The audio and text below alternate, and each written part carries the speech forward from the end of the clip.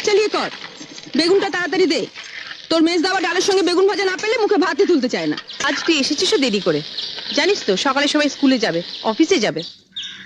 ডালটাও তো এখনো সাদলাসনি। আর একটা গ্যাস জ্বালা। আজ দীপা আবার বলেছে কুরকুরে আলু ভাজা চাই। আমি আলু কেটে দিচ্ছি, তুই কড়াটা চাপা।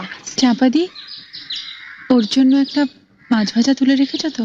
না বাপু, ভুলে গেছি। বড় বৌদিও আজ আমাকে মনে করিয়ে দেয়নি। সব আমি ঝোলে দিয়ে দিয়েছি। অত তাড়া দিলে কি সব মনে থাকে? আর কটা দিন অপেক্ষা করো, পুজো আসছে।